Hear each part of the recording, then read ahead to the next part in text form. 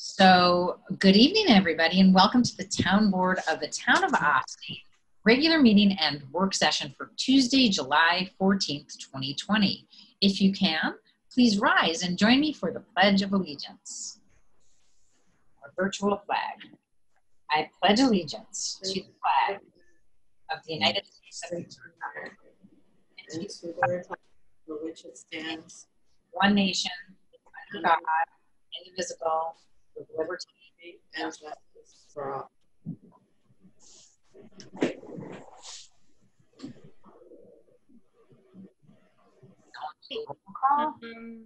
Councilmember Feldman? Councilmember Shaw? Present. Councilmember Meyer? Present. Councilmember Wiltshire? is not able to join us. And Supervisor Levenberg? Yeah. Okay, go ahead. Oh, you can go ahead, it's fine. Okay, and here we have Hello. roll call, and she is now here. Fantastic. I'm here. Good evening. So tonight we are going to be starting off with a public hearing. Do I need a motion to open the public hearing? I'll take one. Motion So moved. Second. All those in favor? Aye. Aye. Our public hearing this evening is to increase and improvement of facilities of consolidated sewer district in the town of Austin, Westchester County, New York. We're holding a public hearing for the town to go out to bond for $144,100 in facilities improvements for our sewer district. Discuss these improvements in detail at our June 16th meeting. In summary, these funds will go towards much needed generator replacements at 2 of our sewer lift stations. Our sewer infrastructure is vital to our community's public and environmental health, so we believe these expenses are absolutely necessary. Bonding expenses will help smooth out the impact of these somewhat costly improvements on our taxpayers.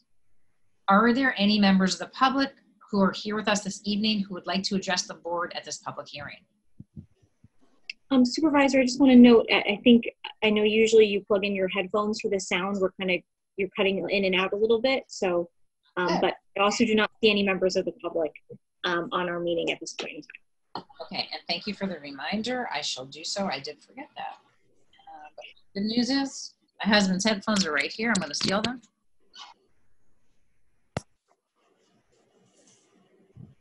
And I'm plugged in. Is that better? All right, fantastic.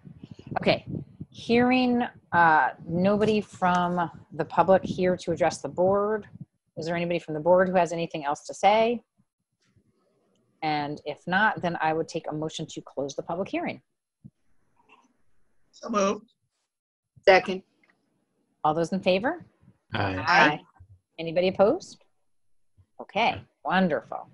So due to the time-sensitive nature of this process, we will be voting to adopt a resolution this evening to approve the bond issue and move forward with these necessary infrastructure improvements.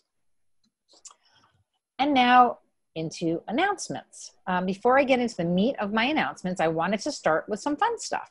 We have held 2 very successful virtual concerts as part of the 2020 Summer Concert Series via Facebook Live on our Town of Austin Facebook page. You may not get the spectacular views of the Hudson, but the upsides of virtual concerts are that you can watch them over and over again on our Facebook page from the comfort of your own home, and no weather cancellations.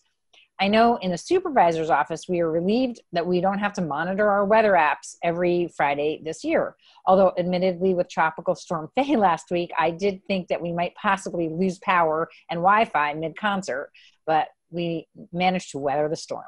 We certainly do miss seeing everybody in person, and we do want everybody to mark their calendars though for Fridays in July at 7 p.m. on Facebook Live for virtual concerts. Hopefully we can get back to live concerts in due time. This week's concert will feature none other than the Mike Risco Band themselves, an Austin fave. Thanks to Miriam and Mike at Risco Music for helping us line up some great performers for the summer and emceeing the festivities each Friday night. They actually did curate our entire concert series, our live concert series, but unfortunately we had to postpone all of those till next summer. We cannot wait to see everyone dancing and singing then at Lewis Engle Park, but hopefully that'll be sooner rather than later. Meanwhile, tune in on Friday nights to Town of Ossining Facebook page for our live concerts. So Ossining has officially entered phase 4 of the governor's reopening guidance as part of the Mid-Hudson region. No other phases were announced, but unfortunately, this is not quite a return to normal. Movie theaters and gyms remain closed as researchers study how the coronavirus travels in air conditioning. Gatherings of up to 50 people only are permitted. Religious institutions can operate at 1/3 capacity, and nursing homes can begin limited reopening procedures of their own for allowing in guests. Restaurants can offer indoor and outdoor dining under certain restrictions, and we're actually going to discuss a little bit about that later in one of our work session items. And how that impacts Ossining restaurants. You may notice that even though a business, organization, or facility is legally allowed to reopen, some are choosing not to. Please remember that owners and staff have their own families and health to consider. Our local businesses have taken on a lot these past few months, so please do whatever you can to continue to support them at this tough time. As we reopen, we also add risk to our day-to-day comings and goings. It's critically important that everyone keep in mind the value of masks and social distancing. We are seeing entire states struggling with numbers of positives looking like New York City's in April, and we're expecting to see clusters erupt as the case numbers rise across the country. New York continues to add states to the list of mandatory quarantine if you visit them. Today, Minnesota, New Mexico, Ohio, and Wisconsin were added. Although we did hear that Delaware was removed. Sorry, Al Closey. He had a vacation plan to Delaware, which he canceled and then found out that that was removed. This virus does not discriminate based on age either. So wear a mask to protect your friends, family, and neighbors. Wash your hands often and avoid touching your face. Stay vigilant. As a reminder, all New Yorkers are eligible for coronavirus tests, and they are free regardless of whether or not you have insurance. Some familiar town services returned this week, including our beloved dog park at Cedar Lane. Use of the park is free for Town of Ossining residents, and those from out of town can pay a small fee to be allowed to use it. However, all dogs must be licensed. All dogs in Ossining must be licensed with the clerk's office. And yes, that is New York State law. So please contact our clerk to license your dog. I believe you can do that online now. Registration is available on our website and Facebook page. We've also gotten a lot of questions about our spray park at the waterfront at Lewis Engle Park, which is now open from noon to 7 every day and has a park attendant on site to help maintain health guidelines. If you were down there the other day, you'd have gotten a lovely fireworks show at the sewer treatment plant. That was interesting. I love how many people have been enjoying our parks these past few months. We've recently adopted a carry-in, carry-out policy to help keep our parks beautiful. Even though it's not posted, we ask you to bring your garbage out with you. We're also asking people to remember that masks are mandatory in public spaces, including parks, and that enforcement is difficult if the town is not informed in real time. If we learn about a problem on Facebook, it's often after an issue has taken place and we're not able to resolve it. We were excited to announce last week that our food scraps recycling program has expanded with drop-off and pickup of your compost, as well as a pre-ordered kits and compostable bags now available at the Ossining Farmers Market. You don't pick up your compost. You pick up the fresh food, then it becomes compost. But you can drop off your compost, and you can pick up the kits. So that's great because you can just bring your stuff with you to the farmer's market when you go there to buy your next week's round of food. Order your kit or bags today at ostiningcomposts.org for pickup this Saturday between 9:30 a.m. and 11:30 a.m. at the Ossining Farmers Market. Huge thanks to our partners in this program, Green Ossining and Teatown Lake Reservation, for helping us to reach this goal, as well as to our Town Parks Department. A reminder, Grievance Day will be held on Tuesday, July 21st. That is an extension of the original date. Property owners who feel their assessment does not accurately reflect the value of their property as of July 1st, 2019, may file a grievance or appear before the Board of Assessment Review on Grievance Day. The meeting will be held via Zoom this year.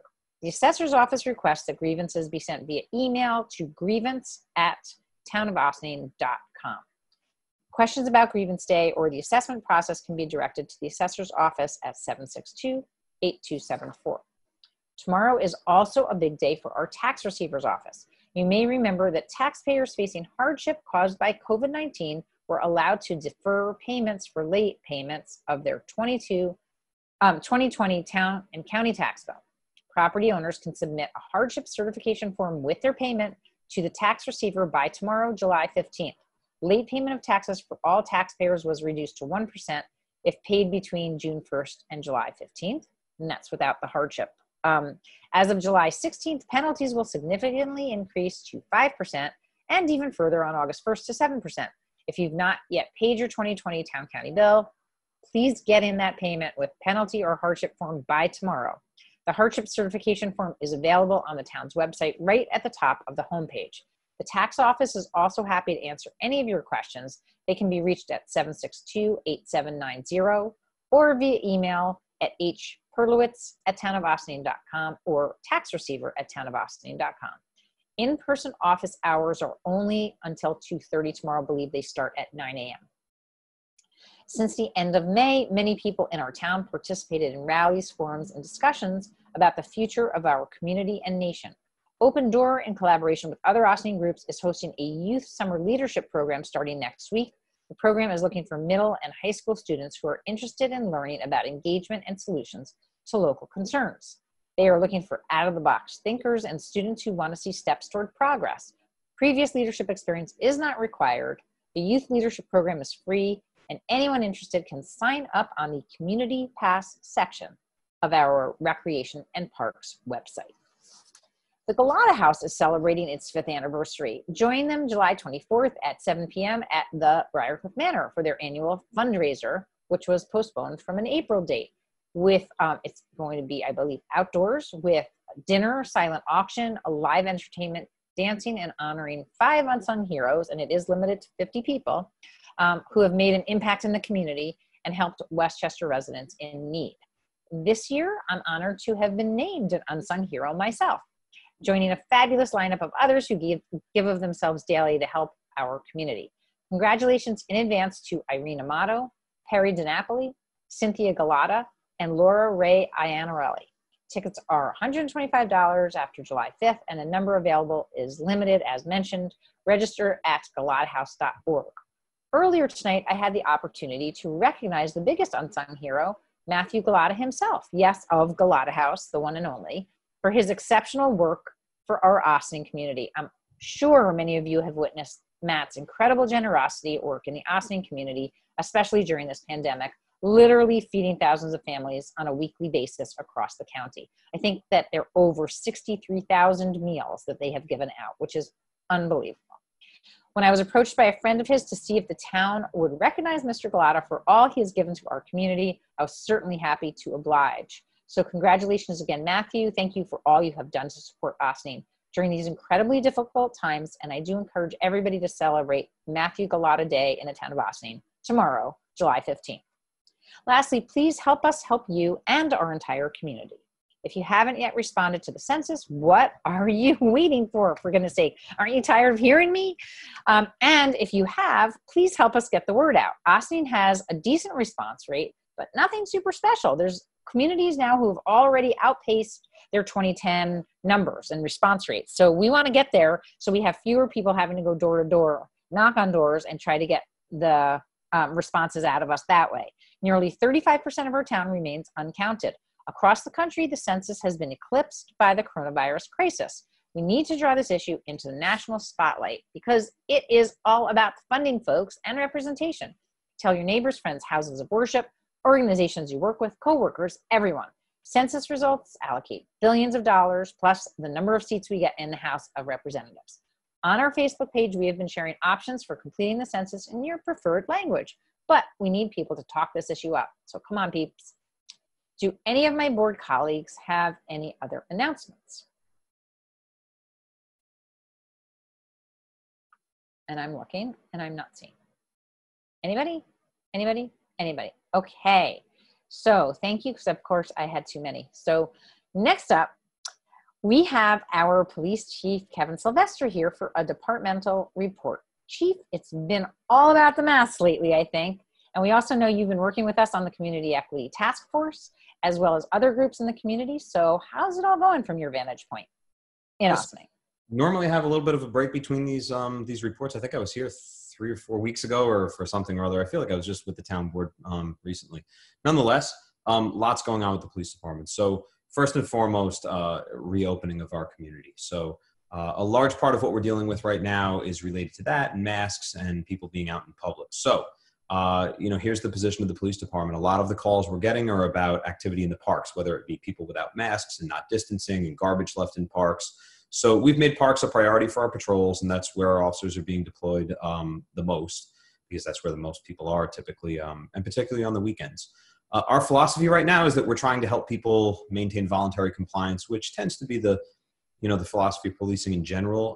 Right now, people being out of work and people struggling with all the different things going on, the goal is not to be issuing those misdemeanors that the governor has offered as a solution to this unless it's absolutely necessary.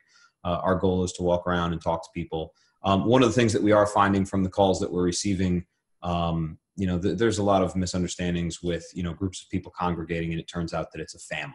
So a lot of what our officers are tasked with doing are the finer points of going in and finding out not just whether or not people are too close to each other, but why. Where it's a parent and children or siblings, we're not necessarily splitting them up. Nonetheless, we're patrolling the parks and everywhere else in our community, encouraging people to wear masks all the time. Because it is good practice also to wash your hands and all that stuff. We've had a number of complaints about garbage in our parks. Ironically, this year it's on the other end of town. Usually at this time of year, we're dealing with Gerlach Park and all that comes with the unique area. With that area being closed, it hasn't altogether alleviated the issue. There are still lots of people going up that way and spending time on the aqueduct, but it's not our largest crowds that we're getting on the weekends. Now it's Engle Park, and Cedar Lane Park is getting an awful lot of use. So as always, we're encouraging people to carry in, carry out when you can. When you can't, to use the trash receptacles, and that if the trash receptacles are full, the space on the ground next to it is not an appropriate place to leave your trash. Our officers are patrolling for that. It's a difficult thing to catch as a violation. It has to occur in our presence. We can't necessarily go back and get DNA from people's bags of trash they leave on the ground. Nonetheless, pretty sure I did see a picture of somebody who had left either a dishwasher or washing machine at Gerlach last week. Just FYI. I didn't see that one, but please carry in and carry out your dishwashers also. Exactly. for whatever reason. Nonetheless, our officers are patrolling the parks. I've heard of a lot of activity in Gerlach Park where they're trying to encourage people to be where they are. I know that all the way around the reservoir, Westchester County has taken a really hard stance on parking along those roadways there. So it's really deterred people from coming up to that place. There's officers positioned at all of the entrances and on the Croton side especially all weekend long. So that's sort of pushing away from there. Cedar Lane Park and Engle Park is getting a lot of use though. So again, we encourage people carry in, carry out. And when you can't, be sure to use those receptacles. Other things going on, lots of activism in our community right now, or not necessarily this week. There may be one tonight. I believe there was an event tonight in Market Square that I just caught. We weren't made aware of it ahead of time, and it related to some stuff with the school board. But nonetheless, there is an awful lot of activism going on. So we're attending to that day to day. For the large part, we attend these things as security for the people that are there to make sure that nobody comes with some ulterior motive to harm those seeking to have their voices heard. All of in contrast to what we've seen on television, I know out in Washington and on the West Coast, we've seen some, and in New York City, we've seen some really difficult situations. I'm glad to report, I'm honored to report, proud to report that our communities acted admirably in that people are able to have their voices heard, to assemble safely with masks on, and to conduct their protests and their rallies peacefully and safely with no damage to our community, which is really it's a great thing for us, and it's an example of everything that really is Ossining. So we've participated in just about every one of those events. I've spoken at all but maybe one or two. So it's good stuff, and in large part, what those events are focusing on is equity in our schools. So in light of that, I'm also participating in the town's equity task force. I also participate with the schools and in some of their stuff there. And there's other group on Monday night led by Jermaine Smith. So on behalf of the police department, we're trying to involve ourselves in as many things as we can.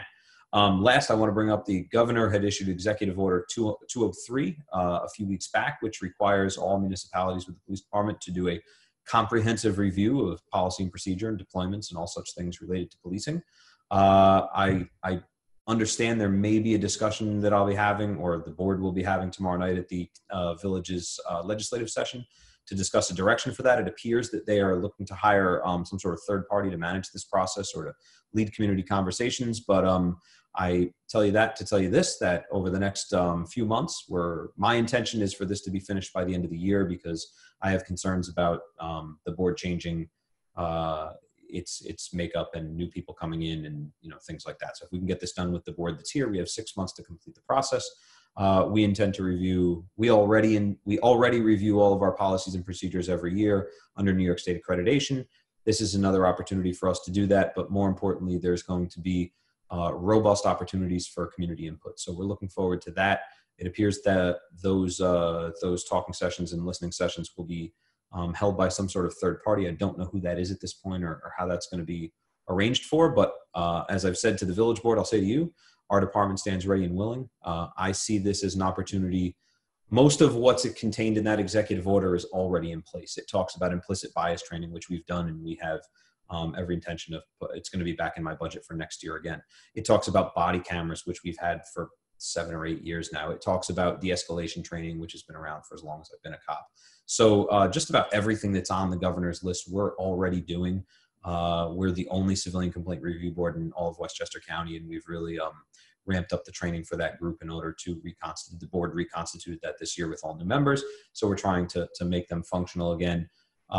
So, for some municipalities, they may be looking at this executive order as, some sort of indictment of what they've done over the years. And maybe there's some that should see it that way. But I can tell you for the Ossining Police Department, we're, this is an opportunity. We have 2 options here. We can sort of slug through this and say we did it, or we can take this as an opportunity to make meaningful change.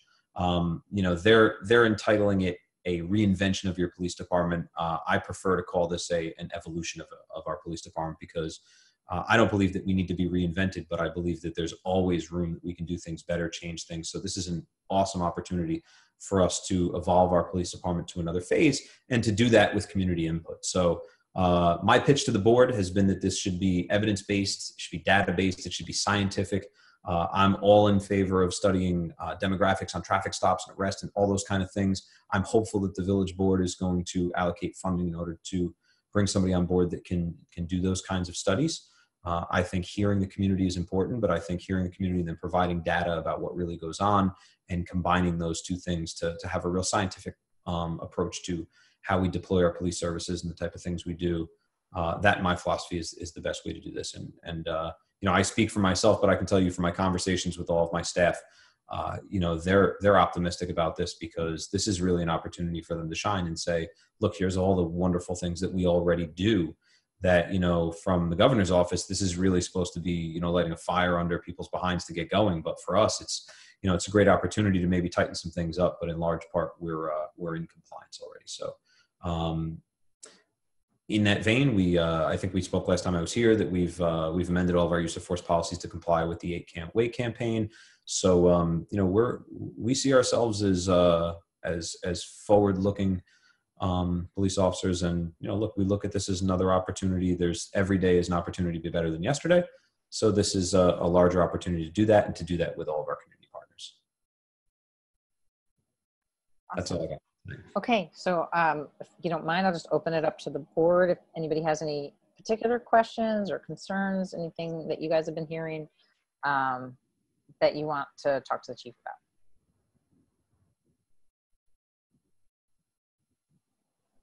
No, I did just want to thank the chief and his department for being a shining example in Westchester and in New York State, for having all of these things in place well before you were asked to.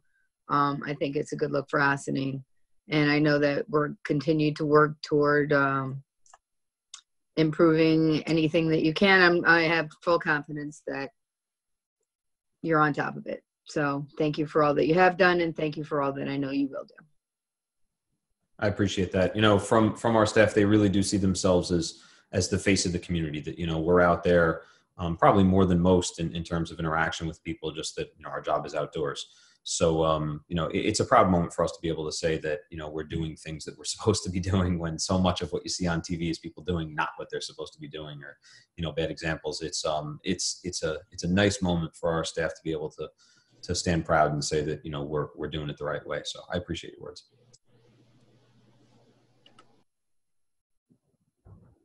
Oops. Same. Anybody else? Councilman Shaw? Councilman Meyer? No. So I'll just add, Councilman Meyer, yeah, are you saying something?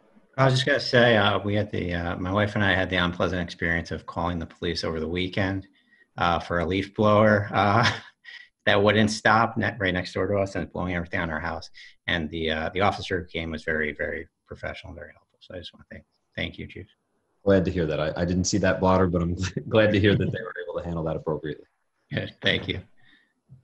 The mayor just passed along a little compliment too, I think, that came through the village, but I think it was for Cedar Lane Park, that an officer had stopped and spoken to a few people who were there and just checking in with them. Is everything okay? So we're very happy to hear that we're having greater presence in the parks. I know that that's really been the chief #1 complaint, certainly that we're seeing on social media, and also that we're getting in our offices, as you mentioned, about masks and about garbage. So, thank you for, go ahead. One more thing, so just to keep in mind, I think sometimes it's lost on people that, our staff, they're human beings also. And, one of the things we had to remind them is exactly what you just said. Like, look, the foundation of what we do is getting out of the car and talking to people, right? When you go into the park, it's not drive through and come back out. It's stop and talk to the people that are there. And there's a number of reasons for that. Number one, we're building relationships. Number two, if there's something wrong, that's where we're going to find out. So I'm pleased to hear that happened, because that was a very specific instruction this week. But I can tell you, look, if we're going to point out where our faults are, this is sort of a very, very human, very honest thing that we're experiencing, and that there is a real adjustment for our staff. And, a lot of them are reluctant to get out of the car and interact with people because they're concerned Right. for them. So, this is, as much as everybody's adjusting to their new normal, or whatever we're calling it these days, that certainly has been, it was a little bit of a struggle for us, but I'm glad to hear that we had that under observation, at least that someone noticed it. And, that's the goal for everything we do, and everywhere you go and everyone you see is we're getting out of this car and talking to people. So, there is a human element to this, but Right. gotta keep Yeah. it. And I will just say that, I know that many of the folks who are organizing some of the forums / protests / whatever we're going to call them, were very grateful for the help that they received and the support that they received from your staff and from you specifically, just to say, you know what, we're here to support you. And I know that, definitely there were people who were calling you out at those things and saying there aren't enough of you here participating in this in a positive way. But, I know not everybody probably was recognized. Maybe not everybody was even in uniform, good and bad. And it's, I have to say it's a really tough time for even us, as we are having more people say, why is nobody enforcing the mask wearing issue? Well, is that really what we want? Like we're hearing, sort of around the world now that we don't necessarily want to ask police to do these things. And that is our way of law enforcement. I mean, that is how we enforce the law, but it's a struggle because, we have quality of life issues, but we also have interaction issues and, human issues. And we don't necessarily want to get into situations that are unnecessary, I guess you could say, for these types of things. So it is complicated. And that's the message that I just want to put out there, is that it isn't easy. It is complicated to enforce mask wearing. As much as people want us to be doing that, if you're the good doobie and you're wearing your mask and you're protecting others, because that's what you're doing when you're wearing your mask, and somebody else isn't doing that for you, it's hard to see. I think, in my opinion, the best way is for us to just call out each other to a certain extent, not in a bad way, but, please protect me and wear a mask. I'm protecting you, please protect me. It's hard though, because people don't want to hear it and they say, oh, I'm 6 feet away from you or whatever. But again, is that really how we want to deploy our police? I don't necessarily know that it is. Do we want to be giving people tickets now when people are already in financial hardship? Do we want to be throwing people in jail right now? Jail is not a good place to be. So there's complicated issues around the enforcement of wearing masks, which is, as we discussed, one of the #1 complaints that we are receiving right now, as well as garbage. We're trying to be fair in the way we handle all of those things. And again, these are good opportunities for us to connect with people. And we talked about wearing a mask. And the reality is in spite of the number of complaints that we're hearing, the vast majority of people appear to be complying voluntarily. So while it feels sometimes like we're hearing a large number of complaints in comparison to the number of people that are actually in the parks and doing the right thing, they're very much overshadowed by the people that are doing it right everywhere in our community. But, people are concerned about this, and it certainly shows a level of anxiety in our community. So, we're trying to balance all those things out and sort of address everybody's concerns, but still treat people fairly. So, right. Well, thank you. We appreciate the hard work, and we appreciate the reflection that you're in the process of doing. And, I just encourage our community to participate in that in whatever way we can, just so that we can all have the best police force around or department. And we can all be on the same page and working together to improve our community and make sure that we do all act as humans and act as we would want each other to be acted upon in tricky situations. So thank you for all that hard work, Chief. I know that you've had a very difficult time at this point in time. And I know you take a lot of this stuff personally, and we. Can I ask one more question? I'm here. Hi. So when the officers approach people or a group that aren't wearing masks, are they saying something like, did you know that the town requires, people to wear the masks in the park, or something like that? I mean, are they having that conversation? I couldn't tell you specifically how people phrase things, the instructions that they're giving, or, hey, look, Corona's going on, you're required to wear a mask. It's not a town regulation that requires those masks. It's New York State. So New York State executive orders are in place. I don't know whether or not they're raising the issue of, the $10,000 fine and the misdemeanor charge that the governor's offered. Executive orders are far more complex than just a local order in terms of oftentimes very, very converted guidance and very little more. In this one, there's been some teeth added to it, but, we're focusing on de-escalation, and the state is offering these enormous fines on people for things, and it's to make a point. It's to make a point that this is important. So I will say that I heard that Newcastle, I think, was working on adopting a local law for enforcement of probably something that wasn't quite as. My philosophy on that is that Newcastle did that in what appears to be direct response to their own snafu over there with a graduation and some parties and a spike in cases. Right. Right now, I think is at 2 or 3, which is great. We're almost there. We were like at 1 one day. We're almost down to 0. The Village was up just a touch at one point, but is back down. If they're not in single digits today, I expect it tomorrow. Yeah. So we're trying to work within that context, and more ordinances, I'm not sure necessarily make people comply. Those that aren't wearing them, for the most part, people are, I forgot it, or I was going to, or I was 6 feet and I drifted towards somebody. And, I can tell you, I went to a meeting last night. It was an outdoor meeting at one of the firehouses, and I saw people I haven't seen in months, and I wanted to run up to all my friends and talk to them. And that's kind of how it happens for the most part. There's really not a lot of like devious non-mask wearers crowding people. It's a lot of people that have been cooped up for a long time, and they get overexcited, and these kind of things happen. So for the most part, with a quick reminder, most people are really cooperative and just glad to hear from us. We haven't had a lot of, you see these things on television with people, outright refusing to wear masks. That's not been our experience. Awesome. All right. Well, thank you again, Chief, and hopefully we don't have to see you again in 3 weeks. Thanks for having me. All right. Have a good one. Obviously you can stay. Okay, so next up we have a special presentation from Westchester Power.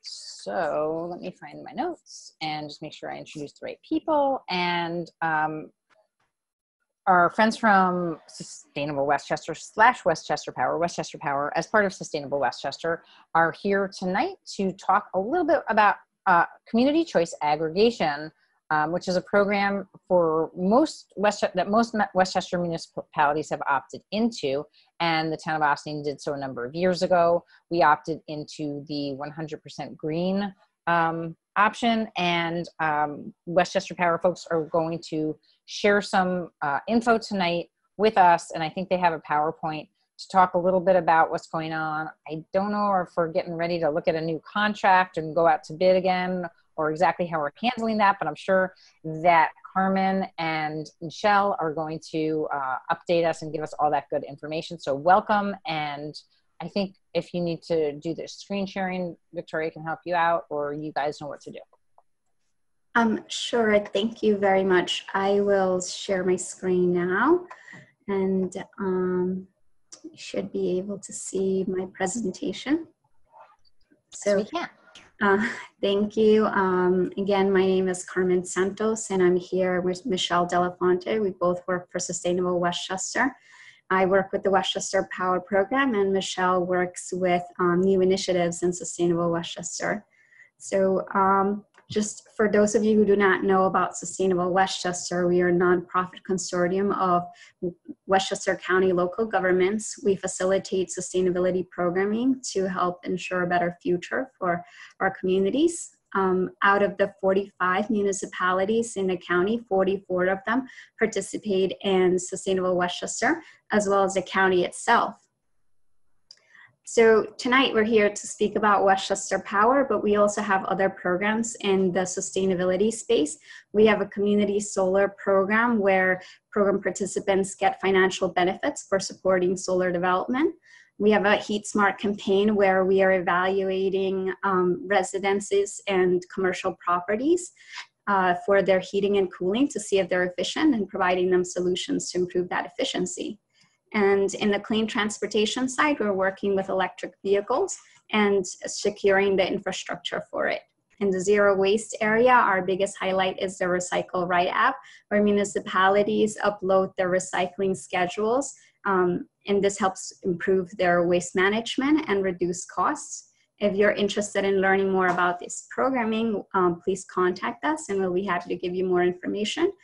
And so again, we're here for Westchester Power, which is one of our largest programs in Sustainable Westchester.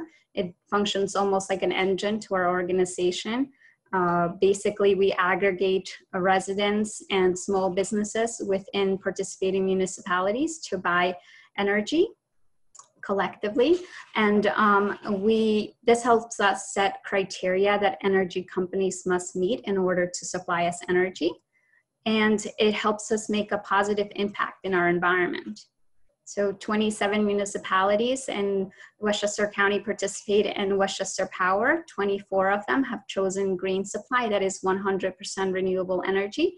And the town of Ossining, we're very happy to say, has chosen to have green supply as their default supply.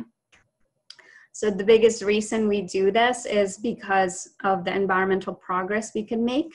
And program-wide, since the start of the program, we've mitigated 660,000 metric tons of carbon dioxide, which is equivalent to 142,000 vehicles taken off the road for 1 year. And the town of Ossining has contributed to this by helping us mitigate 14,000 metric tons of carbon dioxide, which is like taking 2,900 cars off the road for 1 year.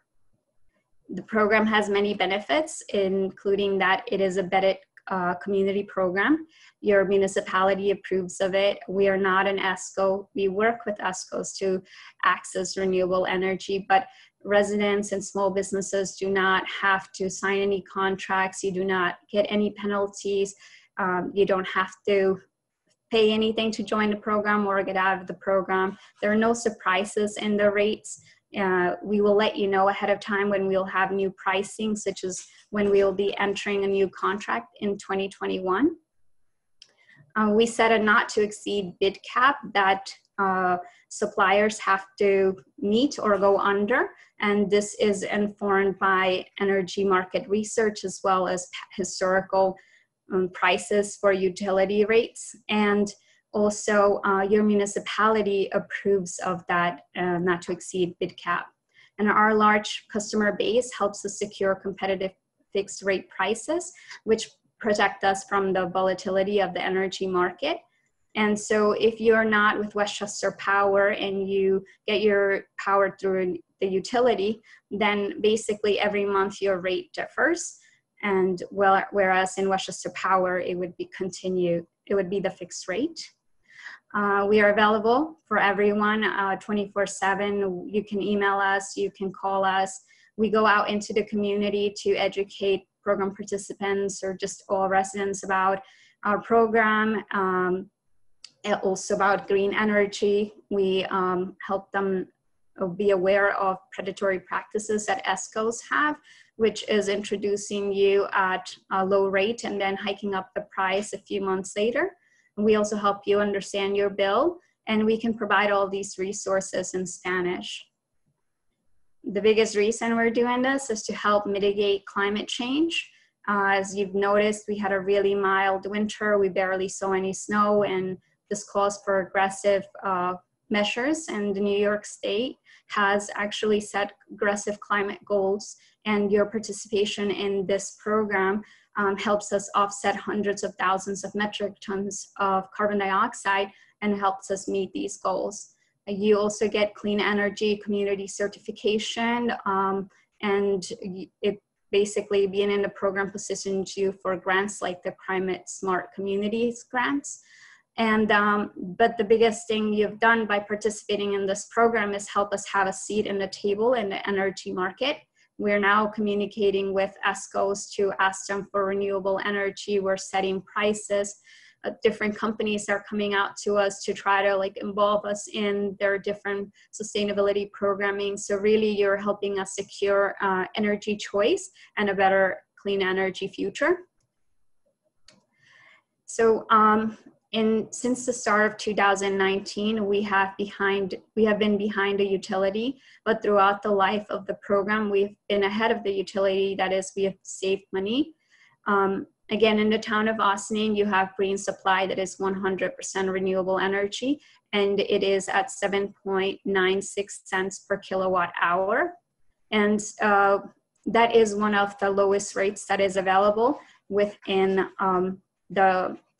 for Westchester County. So in the New York webpage for Power to Choose, we were able to find for the Ossining area that the lowest rate available in the market for clean energy for 24 months and a fixed rate is about 1 cent higher than our price. And the only other option available is twice as much. So really your participation in this program has helped us secure an economical green rate.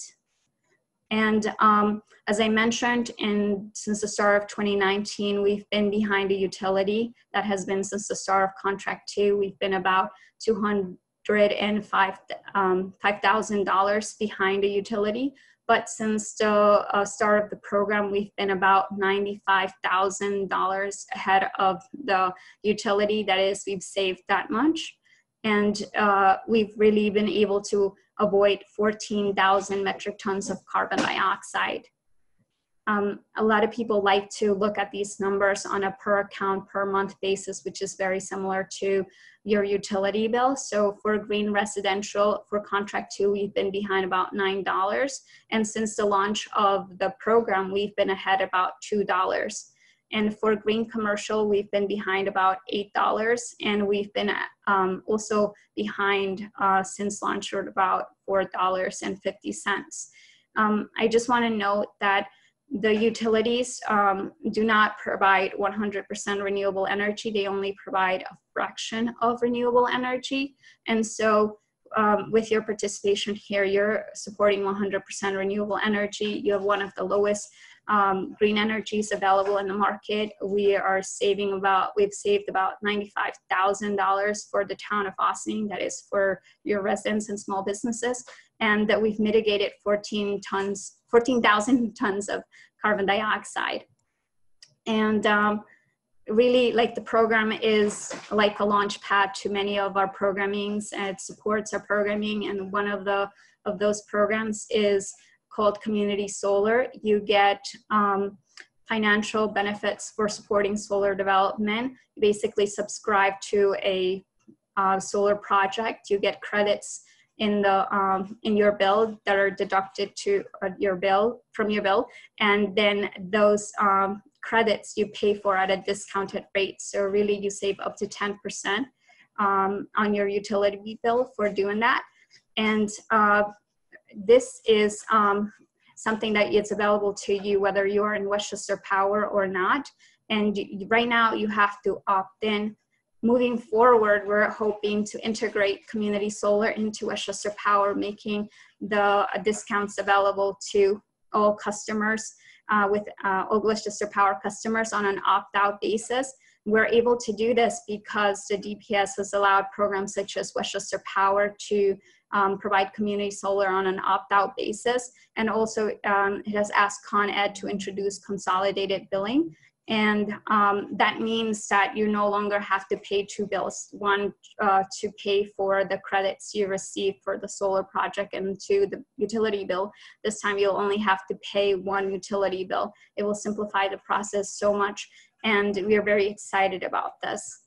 Also, we're continuously testing new programming and technologies, and we are now piloting a demand response program where program participants or pilot participants are receiving financial payments for reducing their energy use during peak hours.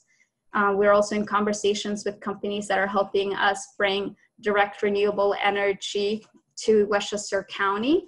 Right now we're participating in the clean energy economy by buying renewable energy credits. That is for every kilowatt hour we utilize. Somewhere in New York State, renewable energy is being generated and used.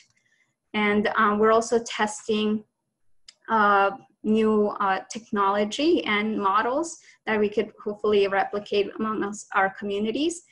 We are setting up solar panels within our facility that would direct energy towards an innovative battery system that would charge electric vehicles. We are very excited about this. And again, we're able to do all of this because of our large purchasing power and our large customer base. And so really, it's like saying we're able to do this because of you. And now we're asking for your continued support as we go into the new contract. In 2016, we were at the first contract. In 2019, we were at the second contract, and in 2021, we will be at the third contract. For 2021, we will have the same contract goals. We will ask for basic supply and green supply. We will ask for fixed rates. We will set a not to exceed bid cap that your municipality will approve of. We will remain committed to using New York State renewable energy credits. And in the milestones that are leading up to the new contract is that in August, we hope that your municipality signed a participation of memorandum of understanding that outlines the criteria that bidders have to meet in order to participate in a competition to supply us energy. And we will send a request for proposals in early September. And after that, we will evaluate the bids and award the contract to the winning bidder. And we will continue to do outreach. And in early November, we will send out notification letters that will have our logos. That's for Sustainable Westchester. It will have your municipality's seal, and it will tell you who the supply contractor that one is, and what the fixed rates are, what is your default energy. It will give you information on how to opt out of the program or how to switch from one supply to the other. And if you choose to stay within Westchester Power, you don't have to do anything. We will enroll you automatically in the program on your first meter read date starting January 1st. So we will continue to do outreach within your communities. And really, if you want us to come to any of your community groups, please contact us at info@sustainablewestchester.org, and we would be happy to do that. And thank you for listening to our presentation. And if you have any questions, I will open the floor for those. Thank you so much, Carmen. That was a really fantastic presentation. And it's so great to know that when we aggregate our demand like we do, that we can really have such an incredible impact. And I think that to me was the biggest selling angle for this, for Westchester Power originally, when we opted into it, I think in 2016. And it's continued to prove that that's the case. And even though, again, our rates aren't necessarily lower today than Con Ed's rates, we are providing 100% green renewables or renewable energy credits through those two programs. So that's really awesome news. I'd just like to open it up to our to my colleagues on the board to see if they have any questions, and then I'll close with a couple. Anybody? So my question is, do we know, since we see rates coming down, do we have a sense of which way the rates are going to go when we renegotiate? We do have some information that we've been looking into. The rates will actually, for the utility, will have an increase. It is expected to have that. And right now, we're going to do something very innovative with our bidding process. We're going to do a reverse auction that's going to be visible to all the stakeholders.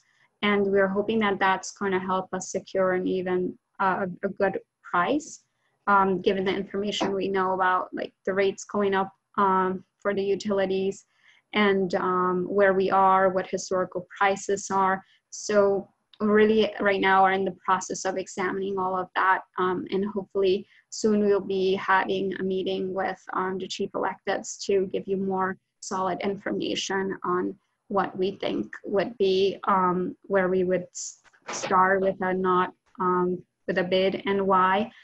So I could also maybe ask Michelle to weigh in if he's available.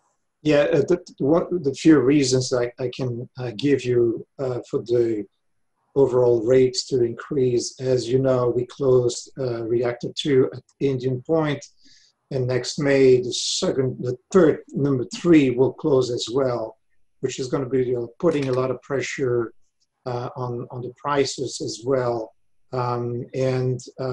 The only replacement is a gas generator in Cricket Valley, which is, turning us back in the brown zones here in the Westchester County, unfortunately. But the discussion we had with everyone having a crystal ball tend to move up in price, in capacity, as well as energy prices. Just out of curiosity, if all of the communities that participate in the program through Westchester Power now were to opt into green, how would that change anything or pricing? Well, first of all, it would be great that we were all green, because one, we would have an even bigger environmental impact. In terms of pricing, well, we still have the same customer base that we're working with, but it could maybe help us achieve an even more favorable price for green. So it would only increase like that positive effect for renewable energy and the price for it. I think that should be a goal, personally. Not that I'm on the board or anything, but yes, I think that actually would make a lot of sense if we were to try to effectively get the rest of our, instead of, it's about half and half right now, I think, right? No, we have 24 municipalities that are green. There's only 3 left. Oh, 3? Oh, why? I thought it was 24 and 22 or something like that. No? No, right now it's 24 municipalities that are green, 3 that are brown, but we also have municipalities that are looking to join us in the future, that including Yonkers, which is about 70,000 accounts, which is great. That'd be huge. Yes, and Tuckahoe, and other municipalities have been reaching out to start the process. So hopefully soon we'll have a larger force. Got it. All right. Well, I'll get the names of those other brown municipalities offline. Okay, well, that's wonderful. I think this is really good news. I think it's good news for Ossining. I know that the Village of Ossining also participates. And I think just overall that knowing that we can have such a significant impact, and hopefully going forward, we can even have an impact to drive prices down by driving demand for green energy up. So that would be the ultimate goal, and drive demand for community solar as well. And I know that that's something that, you know, we're seeing coming down the pike. There is an application. We adopted a solar code last 2 years ago, I can't remember now. 2 years ago, thanks, Christy. And we are hoping that we will see solar tier 3 solar installation in tier 3. Yeah, I said 3. Okay, tier 3 solar installation in within the, let's just say within the next year. I'll be very, very, very generous and not and pessimistic, but I'm hopeful. I'm hopeful that'll be much sooner than that. So we're looking forward to that, and looking forward to having other installations that make sense elsewhere in the Austin community, and/or having the ability to opt into community solar even beyond our borders, so that we can reduce people's bills, as well as increase demand for solar and green energy. So I want to thank you both for a great presentation, Carmen and Michelle, for being there for support. And you guys are doing an awesome job, and thank you so much. Thank you very much, Yes. Supervisor. Any other last minute questions, Councilwoman Feldman? So I'm just a little disappointed that the rates are going up, you know, so we won't be able to play off the lower rates that there are now. Definitely want to get below the Con Ed rate, but I'm sure you guys are working on that. And I'm just very happy to be a part of, to have our community be a part of the solution by opting into the green. So I'm a huge fan of your services and this collective. Thank you. Thank you. We really appreciate it. All right, wonderful. Thanks so much for your time tonight. Thank you. All right, have a great night. Okay, you. so up next we have liaison reports. Are there any? I have a quick one. The Recreation Advisory Board met last night. We don't normally meet during the summer, but because of all that's going on, we have been.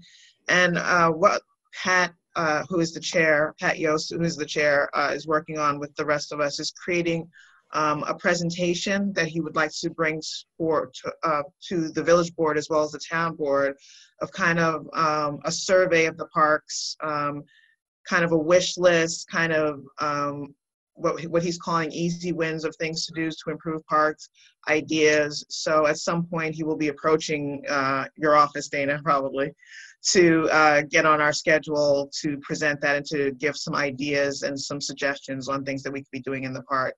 I have tempered that with, you know, budget season is going to be very interesting this year. So Exactly. they are keeping that in mind. And I would just say, I think that's great. You know, I think that as you said, tempered it, we are going to have to look very thoughtfully at our budget as we think about moving forward, how we provide safe spaces for our community. I actually reached out to look into Wi-Fi in the parks recently. This is something that Councilwoman Feldman has been asking about for quite some time. And we had tried our best to get some feedback, and we did get one price from, I think from Verizon at this point. And we're waiting to hear if Altice can come back with anything better than that, because it's very expensive. But I think, you know, as we evaluate our quote unquote new normal, we really have to think about what our priorities are going to be for keeping our community safe. And right now, there's clearly a huge emphasis on outdoor open spaces and our parks and people. I mean, we couldn't get our parks open fast enough. We couldn't get the dog park open and fast enough, the community garden open fast enough. The fields, are just opened up last week. The spray park. I mean, just the demand, the playgrounds, everything, the demand is so, so high for all of this. And unfortunately, we don't have unlimited staffing. So it's hard to get everything ready all at the same time, which is kind of what had to happen this year. Because we had to stop everything and nobody do anything and nobody do any work anymore, because we don't even think we're going to have these things open at all, to, okay, everything's opening all at once. Right. So it's been a huge challenge to just balance that. We did manage to get, I think now, all of our comfort stations open this past weekend, except for maybe the ADA accessible one at Gerlach, which is almost done. And we did get the spray park open. We got the fields line. I mean, our guys have been, out there and just doing a yeoman's job, and it is a lot of work and it is a lot of demand. But again, let's look at where our priorities should be in this new normal. And that may just end up being, where we have to have the most resources dedicated, because that's really, I mean, to some extent that really is, anyway, because besides that, we have our receivers off, you guys know all the stuff. The rest of it is sort of just, the regular operations, but, we will continue to look at the balancing act as we go into budget season, which is just around the corner, folks, as in next month. Yeah. I did want to remind people that I know people are looking for socially distant things to do with their kids during the summer, and just as a outing in the area. I want to remind people that we have our Dale Cemetery tour with the little brochure where you can look at all the historical graves, and there's the Ossining Historical Cemetery Conservancy did such a great job on organizing the nice walk around, and giving you the information about the people who are interred there. At the same time, the village has the historic walking tour of the village, where you can, I don't know if that's available online, but I know that there are the library and the 16 Croton had the map where you could walk around Ossining and look at all the little plaques, the historical plaques. Right. These are just some fun ideas for families if they want to try to, get out and do stuff, not necessarily in a group and not indoors near people. These are, little day outings, if you will, that you can do easily socially distanced right within our own community. Great ideas. So, I mean, we have a lot of stuff like that we could probably, keep reminding people. Absolutely. I just wanted to do a very quick update as liaison report to our Community Equity Task Force. We've had a number of meetings, and Councilwoman Shaw has also participated. She's also liaison on that, as well as the District Equity Task Force with Ossining School District. And we have now 2 new chair people, Sandy McAllister and Catherine Buzang-Hill, as well as a little executive committee, which also includes Althema Goodson from the library board and Kemi Pogue from Ossining CAP, and also Home Run Against Drugs. And also we have Fran Wills, who is our newest regent and also an Ossining, unincorporated Ossining resident. So she's, our board of regents regent, as in New York State regent. So we're excited to have, and she was actually the superintendent of schools in Briarcliff for some time in Putnam Valley as well. So we're excited to have a rock star group of, and that's just the executive committee. The task force itself has been growing by leaps and bounds, and we have an incredible group of people from all different interest groups, I would say, different organizations, and we do have representation from the village, the town, the library, as well as other organizations, and then other just parts of life, and people who are new to the community, who want to get involved, and are looking to figure out what it is exactly that they can do to help dismantle institutional racism. So that's our focus. We're working on an actual objective for the task force. We had a Zoom meeting, I guess it was yesterday, and we broke into breakout groups to look at a survey that we had circulated internally to the task force participants on key issues of inequity in that they thought it was important for the task force to focus on. The top 3 that popped were housing, law enforcement, and education. And we were using that as sort of a jumping off point to identify an objective for the group at large. And there's a lot of great feedback about communication and making sure that we reach groups, whether it's in one-on-one communication, which is, tricky at this point, or just making sure that we reach hard to reach groups, even with the survey, and make sure that it's more broad out into the community, as well as just identifying an actual objective for the group. And we're also looking into finding ways that we might be able to secure some funding to help underwrite education and communication and resources for our entire community at large. So we're hoping that we might get partnership from one of our volunteer service organizations. I know that we have somebody on our board who's very involved in one of them. So we have spoken, and hopefully we'll hear something back from that organization soon. And if you don't know who you are, it wasn't you. Jackie's looking at like, who's that? It's Greg. Okay. In any case, that is my update for my liaison report, and I don't know that there are any more than that. So now we go into public comment on agenda items only. Is there anybody here? And I don't know David's iPhone if you're here to comment on any of the items on the agenda, but this would be the moment if you did want to say anything, David. If you wanted to, this would be your time when you might be able to make a comment. Can you hear me?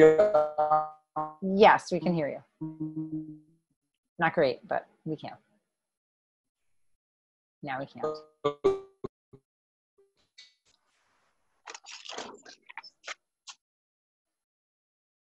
Can't hear you.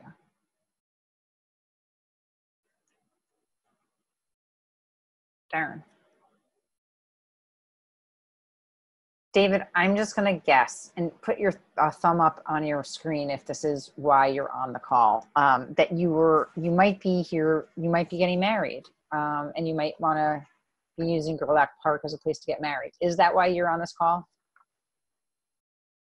David, because I can't hear you. Can you put a thumb up? Or, oh. Sorry, can you hear me? Yes, yes. Okay, no, I have no comments. I was just being a participant to the meeting. Okay, fine. Okay, I wasn't sure because we had somebody who was interested in getting married in one of our parks, and I thought maybe that was you. No. No, actually, I was just paying attention about, I thought I saw something about bee legislation on the agenda. Okay, yes, that's in the work session. Okay, fantastic. Stay put, David. We didn't know exactly what you were on for, so I want to give you an opportunity. Okay? Thank you. Thank you. Okay, so on to our resolutions. And Martha Kudasaka, our deputy clerk. You're up. Okay. Approval of minutes, regular meeting, June 23rd, 2020. Resolved that the town board of the town of Austin hereby approves the June 23rd, 2020 minutes of the regular meeting as presented. Do I have a motion? So moved. Second. All those in favor? Aye. Aye. Any opposed? Approval of voucher detail report. Resolved that the town board of the town of Austin hereby approves the voucher detail report dated July 14th, 2020 in the amount of $59,445.36. Do you have a motion? So moved. So, second. All those in favor? Aye. Aye. Anybody opposed? I forgot. I wanted to just make a quick mention that this is our first voucher detail report and the first time we've run the new Edmunds system. And I think that's probably why it's so small, because everybody's still trying to figure out, even after 3 weeks, how to get all those vouchers in.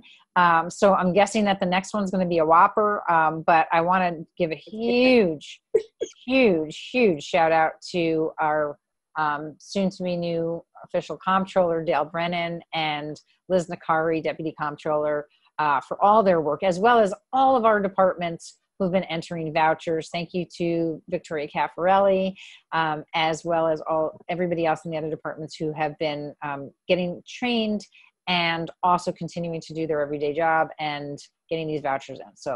And getting our vendors paid. So thank you for that. Yeah, I'm gonna have to get used to that new voucher detail report. Didn't love it. Yeah, well, I will say, Christy, you were voucher number 1, just in case you for the claim to fame, voucher number 1. In Edmonds. Okay, sorry, next up. Okay. Approval of contract Village of Cortland-on-Hudson EMS. Resolved that the Town Board of the Town of Austin authorizes the supervisor to sign an agreement between the Mid-Hudson EMS District and the Village of Cortland-on-Hudson for the provisions of emergency medical technicians to supplement Croton EMS 24 hours per day at an hourly rate of $24, effective June 1st, 2020 through May 30th, 2021. Motion? So moved. Second. All those in favor? Aye. Aye. Anybody opposed? Once again, I forgot to just say that each year the town, and on behalf of the Mid-Hudson Ambulance District, signs contracts with both Croton-on-Hudson and Sleepy Hollow for the Austin Volunteer Ambulance Corps to supplement their EMS services. We're so grateful for these partnerships and how we can work with our neighbors to provide quality services to the greater Rivertowns community. So thanks to OVAC Chief Nick Franzoso for his leadership. Next up. Approval of contract Village of Sleepy Hollow EMS. Resolved that the Town Board of the Town of Austin authorizes the supervisor to sign an agreement between the Mid-Hudson EMS District and the Village of Sleepy Hollow for the provisions of emergency medical technicians to supplement Sleepy Hollow EMS 12 hours per day at an hourly rate of $24, effective June 1st, 2020 through May 31st, 2021. Motion? So moved. Second. All those in favor? Aye. Aye. Anybody opposed? Thank you. Approval of contract intermunicipal agreement for solid waste and recyclable disposal. Resolved that the Town Board of the Town of Austin authorizes the supervisor to sign an intermunicipal agreement with Westchester County for solid waste and recyclables disposal for Refuse Disposal District Number 1 for the period from October 22nd, 2019 to October 21st, 2024 at the tip fee of $29.28 per ton for solid waste. Do I have a motion? So moved. Second. So we are part of a refuse disposal district in Westchester County, which we are renewing probably a little bit late with this resolution for an additional 5 years from October 2019 through 2024. Any questions? All those in favor? Aye. Aye. Opposed? Approval of contract, State Transportation Service Contract, Program Year 2020 through 2021. Resolved that the Town Board of the Town of Austin authorizes the supervisor to sign a contract with Westchester County Department of Senior Programs and Services for the purposes of receiving grant funds not to exceed $3,234 for state transportation services for program year 2020 through 2021, beginning April 1st, 2020 and ending March 31st, 2021. Do I have a motion? So moved. Second. Well, we can't say no to more money. So we're going to accept this contract with the county, which gives us additional grant funding for our senior nutrition program. And we always say yes to that. All those in favor? Aye. Aye. Any opposed? Or aye. You know, yes, aye. Same thing. Personnel title change. Resolved that the Town Board of the Town of Austin hereby changes the title of Victoria Caffarelli to Administrative Assistant to Supervisor effective July 14th, 2020, and be it further resolved that Ms. Caffarelli's salary for 2020 and appointment as Budget Officer pursuant to Town Law Section 103 remains the same. Do I have a motion? So moved. Second. So, as a municipality, we are required to closely follow Westchester County Civil Service guidelines when hiring, firing, or promoting employees. As all of you know, Victoria Caffarelli, the wonderful, was promoted this year, earlier in the year, into the seat that had been vacated by Maddie Zahash, who went on to become our assistant village manager in the village of Ossining. Victoria's been doing a fantastic job juggling everything, and in time of crisis, she is unflappable. However, Westchester County says that the title, official title that we had for Maddie was not really the right title. And in fact, the job description as it is was more fit better with all the job responsibilities as administrative assistant to the supervisor. And since there are these specific titles in the world of civil service, we need to follow what they suggest. However, that doesn't mean that she isn't going to be able to continue with the title of budget officer, which is something that we are allowed to appoint into. She can still have that pursuant to Town Law Section 103, which allows the supervisor and board to designate an employee or officer of the town as budget officer, and she is so designated. And nothing changes with her salary or her job responsibilities. So her title changes. She's good with that. I'm good with that. I'm hoping that you're all good with that. All those in favor? Aye. Aye. Anybody opposed? Congratulations, Victoria. Now you have this exact same responsibilities. New title. We're very happy to have you in any title. Thank you. Personnel appointment of town comptroller. Resolved that the town board of the town of Austin hereby appoints Dale Brennan as town comptroller effective July 1st, 2020. Do I have a motion? So moved. Second. Okay, so in our personnel discussions, at our last town board meeting, we announced that we were saying farewell to our town comptroller, who's also the village treasurer, Tom Warren, as he retired on July 1st. However, his amazing deputy, Dale Brennan, has been promoted by the village of Ossining to the position of village treasurer. We share our finance team with the village via an intermunicipal agreement, so we are very pleased to, for the official record, appoint Dale Brennan as our town comptroller as well. Congratulations, Dale. You are already an incredible asset to the town, and we are so pleased to have you in this new role.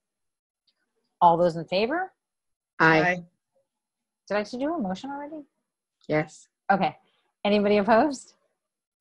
Congratulations, Dale. Personnel appointment of deputy town comptroller. Resolved that the town board of the town of Austin hereby appoints Elizabeth Nakari as deputy town comptroller effective July 1st, 2020. Do I have a motion? So moved. So moved. Second. Okay, every other, you guys. All of those, oh, okay, sorry. And stepping up to the role of deputy comptroller is Elizabeth Liz Nakari. She's been working on the village and town finance staff for a few years now, and although her role has mostly been behind the scenes, she is a financial whiz, and we know she will also be an amazing asset to the town. Hey, that rhymes. Whiz, Liz, Liz the whiz. Congratulations also to Liz Nakari. Don't hold your hand. Liz, another Liz, also a whiz. Okay, all those in favor? Aye. Aye. Anybody opposed? That's why she's holding her hand. Now I get it. Okay, thank you so much, and congratulations to Liz Nakari. Resolution declaring vehicle as surplus and authorizing disposal. Resolved that the town of Austin hereby declares the following vehicles as surplus equipment and authorizes disposal in accordance with New York State law by sale or otherwise as is. Highway Department is 2008 Mercury SAB. Do I have a motion? So moved. Second. From time to time, the town has vehicles and equipment that have outlived their useful life, and it is time for us to declare these items as surplus to sell at auction for some amount of money. That time has come for this vehicle. Many of you might have remembered it as being our previous superintendent of highways' favorite car to drive around in. We are preparing an auction to include the sale of this vehicle. Any discussion? All those in favor? Aye. Aye. Anybody opposed? Thank you. For resolution K, Christy, do you want me to read the entire thing? If the board is agreeable to it, I think it's not much, but I think you can skip over section 6 through 9. which obviously the entire resolution is available on the board's website and the town's website and in the clerk's office, and it will be in the meeting minutes as well. So if that's okay with the board. Okay by me. Okay. Okay, so skip 6 through 9. Okay. 6 through 9, yeah. Okay, a resolution authorizing the issuance of $144,100 serial bonds of the town of Austin, Westchester County, New York, to pay the cost of the increase and improvement of the facilities of the consolidated sewer district in the town of Austin, Westchester County, New York. Whereas pursuant to the provisions hereto duly had and taken in accordance with provisions of sections 202B of the town law, and more particularly an order dated July 14th, 2020, the town board has determined it to be in the public interest to increase and improve the facilities of consolidated sewer district in the town of Austin in Westchester County, New York, at a maximum estimated cost of $144,100. And whereas it is now desired to provide funding, therefore, now therefore be it resolved by the town board of the town of Austin in Westchester County, New York, as follows. Section 1, for the class of objects or purposes of paying the costs of the increase and improvements of the facilities of consolidated sewer district in the town of Austin in Westchester County, New York, consisting of the purchase of generators for installation at 2 of the sewage pumping stations, including costs incidental thereto at a maximum estimated cost of $144,100, there are hereby authorized to be issued $144,100 serial bonds of said town pursuant to the provisions of local finance law. Section 2, it is hereby determined that the maximum estimated cost of the aforesaid class of objects or purposes is $144,100, and that the plan for the financing thereof is by the issuance of the $144,100 serial bonds of said town authorized to be issued pursuant to this bond resolution. It is hereby determined that the period of probable usefulness of the aforesaid objects or purpose is 30 years, pursuant to subdivision 4 of paragraph A of section 11.00 the local finance law. It is hereby further determined that the maximum maturity of the serial bonds herein authorized will exceed 5 years. Subject to the provisions of local finance law, this power to authorize the issuance of and to sell bond anticipation notes in anticipation of the issuance and sale of the serial bonds herein authorized, including renewals of such notes, is hereby delegated to the supervisor, the chief fiscal officer. Such notes shall be of such terms, forms, and contents, and shall be sold in such manner as may be prescribed by said supervisor, consistent with the provisions of the local finance law. The faith and credit of said town of Austin, Westchester County, New York, are hereby inaugurably pledged to the payment of the principal of and interest of such obligations as the same respectively become due and payable. An annual appropriation shall be made in each year sufficient to pay the principal of and interest on such obligations becoming due and payable in such year. To the extent not paid from other sources, there shall be annually assessed upon all the taxable real property within said consolidated sewer district in the amounts and in the manner provided by law, and an amount sufficient to pay the principal and interest on said bonds, and the same became due, but if not paid from such source, all the taxable real property in said town shall be subject to the levy of ad valorem taxes sufficient to pay the principal of and interest of said bonds, as the same shall become due. This resolution shall constitute a statement of official intent for purposes of Treasury Regulations Section 1.150-2.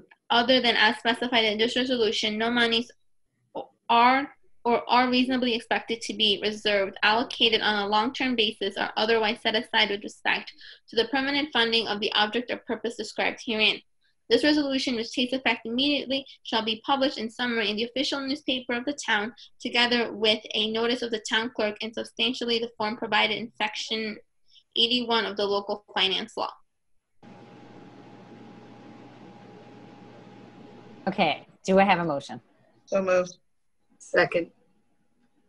Any questions? Any discussion? As mentioned before, this is something that we spoke about. We just had a public hearing and we have a tight time frame. So we wanted to make sure that we got this done in advance so that we can go out to the bond market and hopefully go out to bid very soon. All those in favor? Aye. Aye.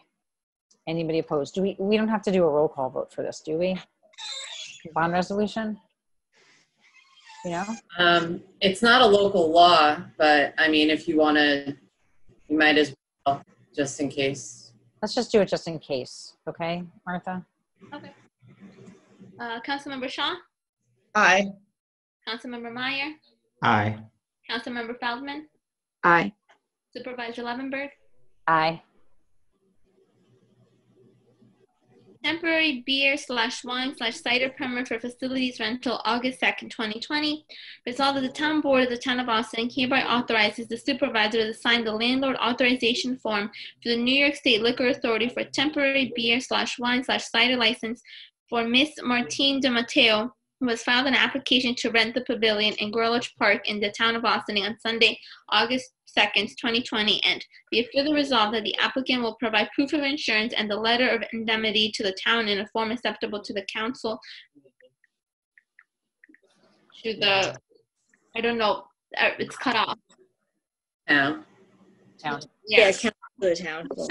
I don't know, it was cut off here. I don't know what happened there. Sorry. Okay, Council Suda.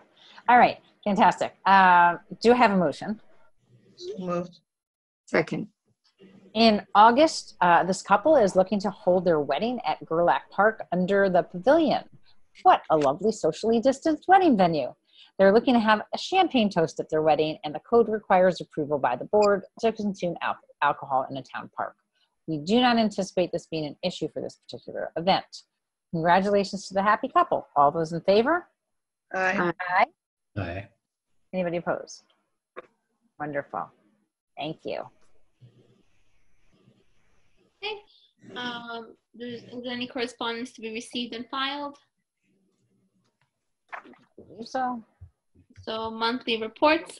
Resolved that the town board of the town of Austin hereby accepts the monthly reports of the month of June 2020, town clerk's office, tax receiver's office, Dale Cemetery, and GE Helicopter. Motion? So moved. Second. All those in favor? Aye. Aye. Anybody opposed? Okay. And we are on to visitor recognition on any item whatsoever. We seem to have 2 visitors, so is there either one of you? If so, if you could raise your hand in the fake hand box, since we can't see you, so we know if you'd like to speak. And then you will have 4 minutes to address the board. And I know, David, you said you were interested in hearing about the bee legislation. I don't know, Margaret, if you have anything that you want to say, but if so, please give us a little hand raise. Okay, seeing none. We need another half a minute. Okay, still seeing none.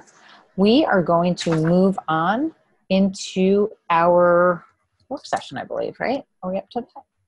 Yes. So we have 2 planning related topics. Did do a motion to go into. We have a motion to go into work session. Sorry. So moved. Second.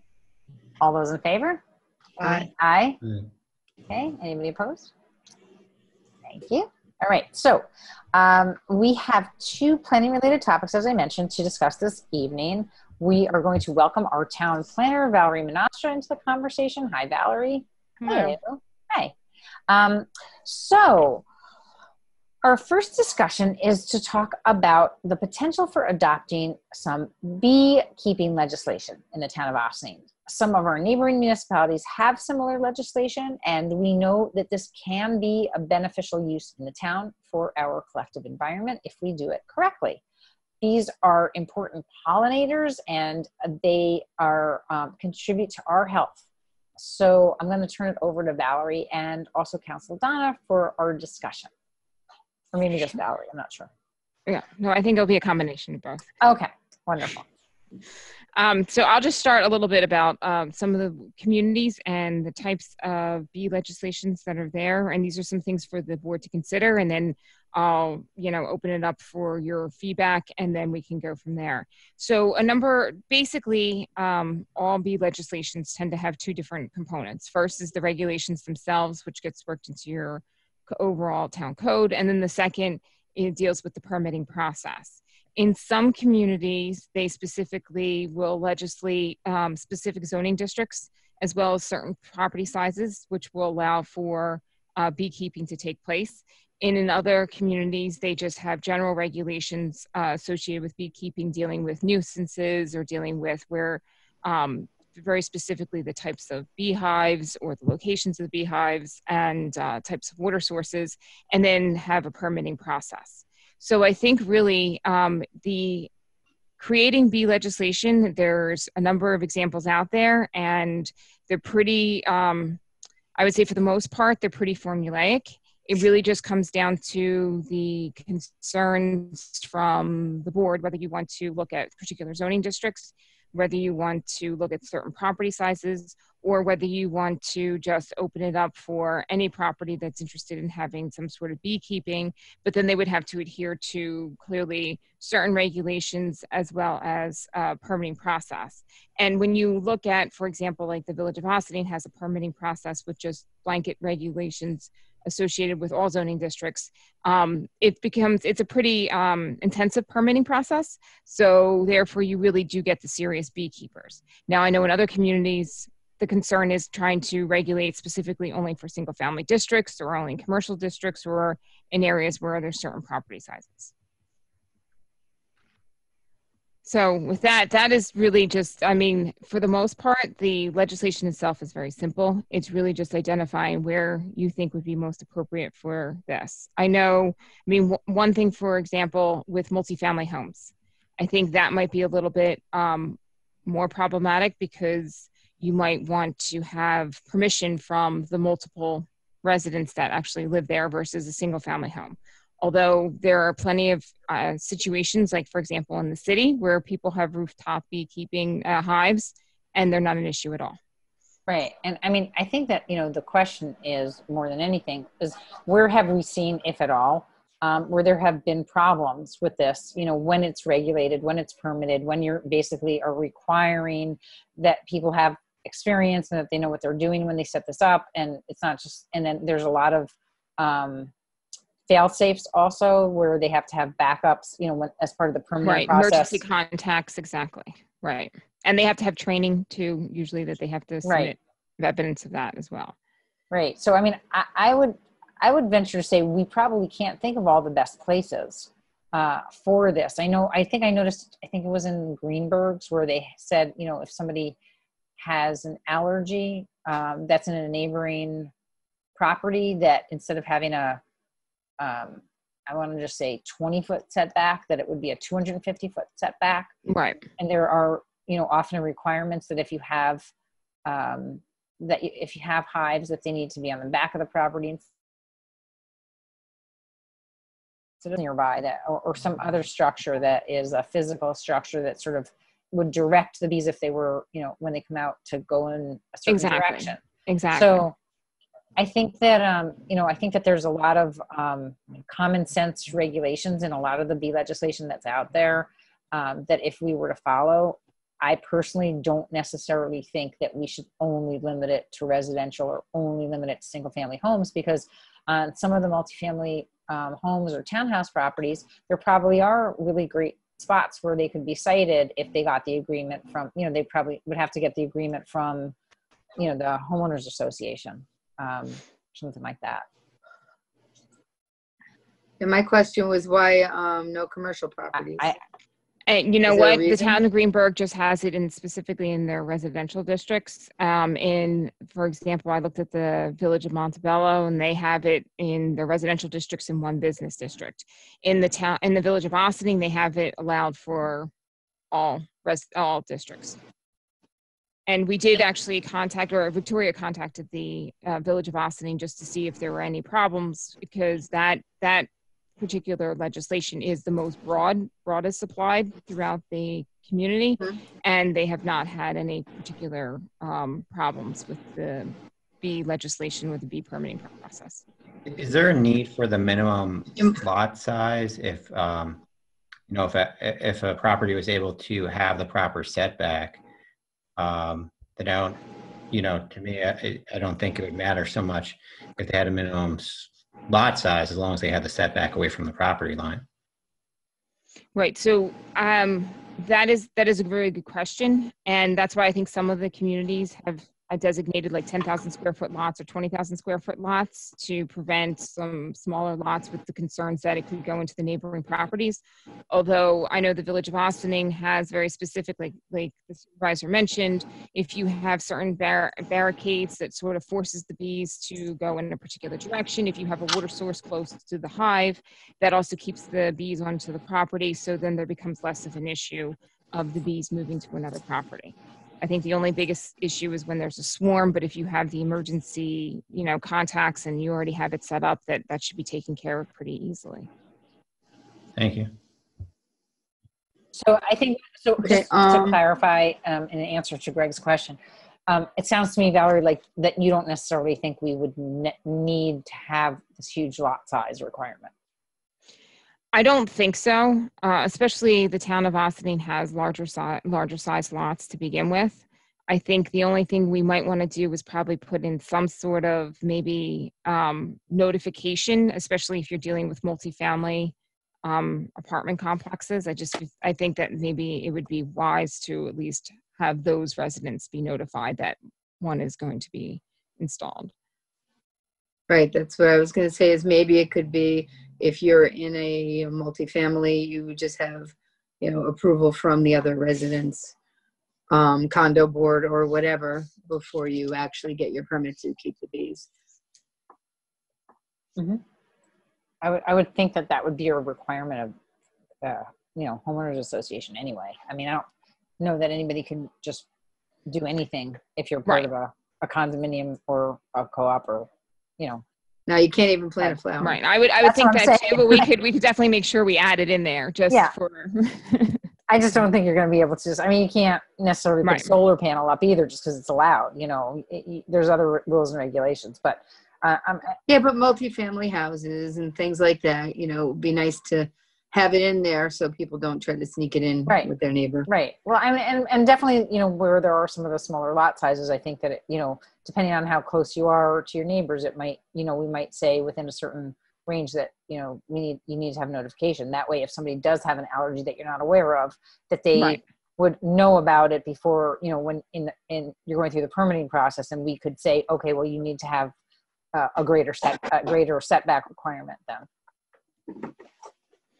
However, I would think that we could make an exception for rooftop hives, not necessarily, because I'm thinking about maybe what about somewhere on like North State Road? You could potentially have flat roofs. You could potentially have a hive there, and that would not be an issue with having to notify because of the height. You're already putting the hives up, so they're not necessarily going to be easily moving over to the next property. I had a quick question. What's the incentive for if anyone has a hive now that is not regulated? What's the incentive for them to tell us, get on board? How would that work for someone who is already doing it but is not being regulated, I guess is the way I would say it. How do we deal with those folks? Right now it's not allowed. So there's a provision of the code that regulates animals, and the building inspector has interpreted the code, which is silent on the issue of bees, and the code says that any use that's not expressly permitted is deemed prohibited. Okay. If it comes to light that there are people that are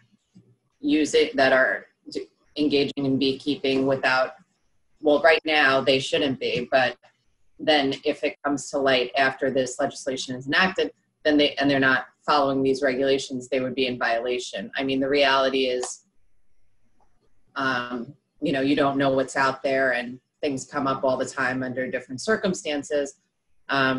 But it's just having something on the books so that if someone does want to come in the future, it gives people an opportunity to do it, because as the supervisor said, it does have benefits, but while also regulating it and making sure that all safety measures are properly taken. Okay. So direction right. Yeah. So let's give Valerie some direction. Do you want to sum up, Valerie? Do you want to sum up what you think you heard? I mean, basically what I heard is that there's just general support from the board for adopting beekeeping legislation, and that we would specifically have work language in there so that multifamily housing requires notification, as well as we'll look at some of maybe some of the smaller lots to make sure that if for some reason the hives cannot retain a certain setback, that they have to notify the neighboring properties. And then for the most part, we'll look at the couple different examples that are there, pull the regulations or your typical formula of that's regulations that are within the different examples, and we'll provide you a draft legislation within a couple weeks. It shouldn't be hard. I think for the most part, the actual permit itself, I'll take a look to see what Greenberg and a couple other communities have, but I think the Village of Austin has a pretty robust permit. Yes. And so we might want to just consider adopting something very similar, and it actually might be easier for the clerk's office to have the same permit. So as long as there's, I'll take a look at it to see if there's anything that, jumps out at me that might be something different than what we discussed today. But if not, we might want to consider having the same permitting process. I just wanted to comment. One other, sorry, go ahead, Greg. Oh, sorry. Is there a fee on the permit? I believe there is. And I think, yes, and I think you have to renew it annually. Yes. I think there is some fee. I don't know if it's huge, but also, I just wanted to remind everybody, I think that Donna Sherritt, who's on the board, had weighed in specifically, and I would like to try to weave in, because I think that her concerns are, environmental, and it's kind of like bringing in invasive species in. Like, you don't want to bring in bees from any old place. I think there's specific types of bees that are native, and just like anything, when you introduce something that doesn't really belong here, it can create, sort of wreak havoc on the environment.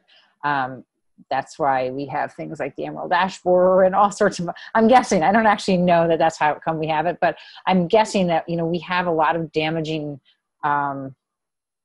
insects and invasive species, whether plants or animals, that really can disrupt the environment instead of help it, which is what the intention of the beekeeping legislation is. So if there's a way that we can weave in some of her suggestions for making sure that the bees come from, the right places when people get their bees, I think that would also be helpful to our overall endeavor. Sure, I can reach out to her, and but I do know that there are certain bee species that are considered ones that you're going to want to have as part of beekeeping, and then other ones you don't. Right, and I think she sent us an email, so we can probably forward that. Okay. I didn't already send that to you. Okay. Right. That was my comment also, that we should include Donna's, at least include Donna in the conversation.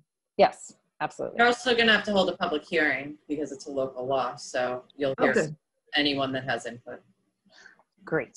Okay, and just for your information, David, since I know you were interested in the beekeeping legislation, because this is a work session, we aren't opening it up to public comment, but there will be an opportunity to comment at that public hearing. So I think I'm going to now move on to our discussion, our next topic, which is outdoor dining. So as we're continuing to deal with the effects of the COVID pandemic, and I guess that's why Margaret was interested too, we have enacted local emergency orders. I think we might have sent you guys a copy of one if you hadn't seen them before, to allow for outdoor dining at eating and drinking establishments in the town of Austin. And really specifically, we're talking about North State Road. These orders can only be in effect for 5 days. But as we're seeing, the COVID pandemic does not look like the traditional emergency, like a severe weather event that might only last for a day or two, or wreak havoc for a week, or even a little bit longer than that. This is something that's happening for a longer period of time, and we need to come up with a better solution to support our businesses during this difficult time. So I am going to once again turn the discussion over to Valerie and to Christy to explain some potential next steps for some things that we have discussed offline and wanted to bring to the board for additional discussions. Okay. All right, so I'll start. So as the board knows, as the supervisor just summarized, we have been issuing these temporary permits, and she's been having to basically update executive orders every 5 days. What we are looking to do is to try to create a more permanent temporary permit basis, create a more temporary permit process, so that we're still not necessarily saying incorporating outdoor dining into full site plans, but we're actually just creating a process where we can allow for this outdoor dining to continue, especially in light of the whole COVID situation, but not have to have the supervisor update the executive orders every 5 days.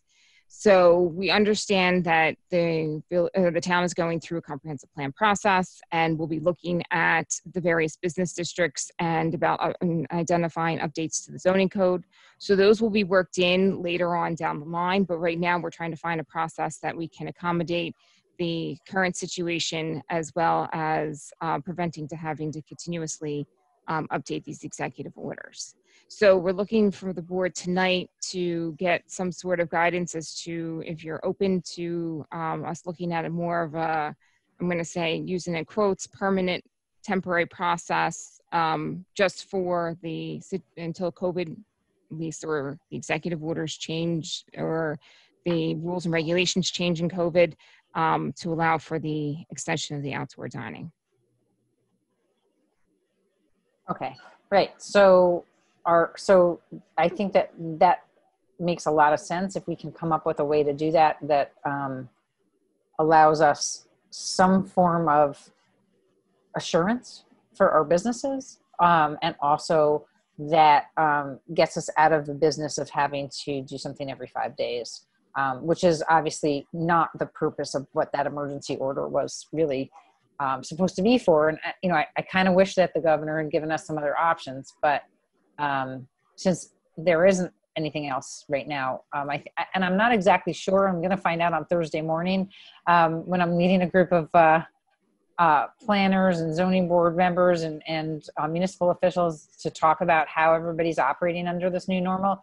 I'm curious to hear what other municipalities have been doing, but I think that, if there was a way that we can look into a temporary permit situation that would give us a little bit more flexibility, I think that might be, and they still have to get permitted, they still have to go through the building inspector, might make a little bit more sense. So I don't know which one of you wants to talk about exactly what that might look like or not, or that would be the next step. I mean, right now, I would think it would have to be done by local law, because the code already has requirements for certain uses. And so if the board is going to be creating a new concept, I think it would have to be done in the same manner. There are different ways to do it. And I think once we have some insight from the board as to how you want to go forward, if you like Valerie's idea of doing the temporary permit, as opposed to looking more at the uses in the zoning code, there's also, whether we want to be looking at this on 2 separate tracks was something that Valerie had discussed, trying to get something in place for the immediate issue that's been presented, which is mostly for food and restaurant uses, and allowing them to operate outside, and then looking at the broader scope, and then that brings into play the comp plan. So there's a lot of moving parts here, but I think the goal is to ultimately get this into place quickly, and to create some sort of certainty for these. It's a cumbersome process for the town. There's also a lot of uncertainty for the property owners, because if that 5-day renewal doesn't happen, then the permit is no longer authorized to be in effect. So it provides some repose for everyone, really. So if we're looking at just doing a permit, it doesn't have to be part of the zoning code, but it would probably in a certain way have to reference or acknowledge the zoning code so that they play off of each other and there's not internal inconsistencies. But I think the goal would be to make it just a permit without having to get any other land use approvals, and that's kind of the intent of having it be temporary. So any feedback from the board?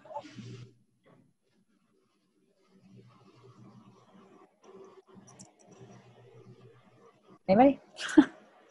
Councilwoman Feldman, are you going to say something? All right. I do think it's a good idea to, I mean, anything that makes our restaurants able to survive in this day and age is a good thing, obviously. I'm not really clear on, I mean, is it that hard to just reissue an executive order every 5 days? Or is this more for going forward, or because it's going to be going on for so long? I'm a little worried that a temporary permanent process would in effect take away from our zoning code. You know, how often can you issue it? And, you know, if it can be indefinitely for the length of COVID, then does it take away from the validity of our zoning code? These are my questions. But it wouldn't be indefinite because at some point it gets cold and you can't eat outside. And that's actually, they get those heaters. yeah, well, right now, what we're not allowing is the panels on the tents. Right. That's actually specifically, you can't have panels on your tents, right? So Yeah, they're all open. Mhm. and I mean, ultimately, part of the advantage is having open air and having circulation, and you know, making sure that they're safe and all of that sort of stuff. So I think we should consider parallel tracks, which would be, you know, something that might be worthwhile looking at to amend the zoning code that would maybe even allow for other types of uses outdoor.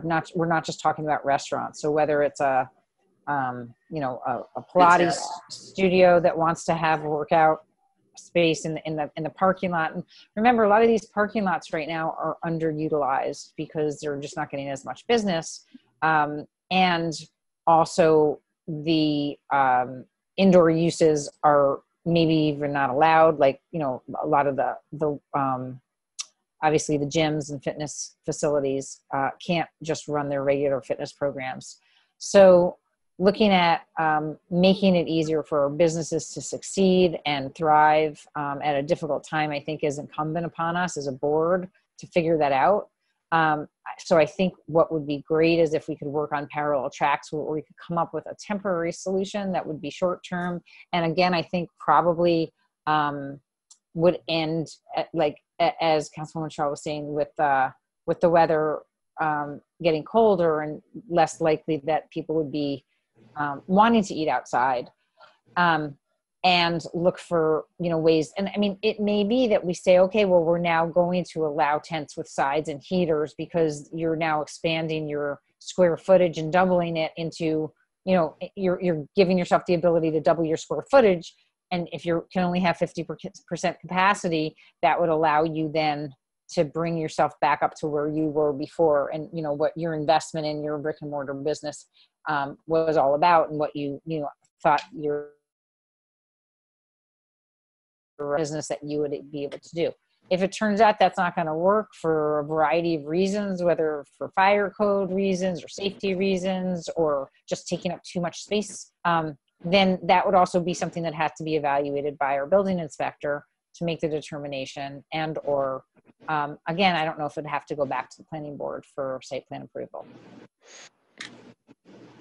So could we include letting them do the drive-in movie theaters that Chamber wants to work on? Right. So that starts getting into another little. So right now, the expansion of the dining is all taking place on properties that already have restaurant use.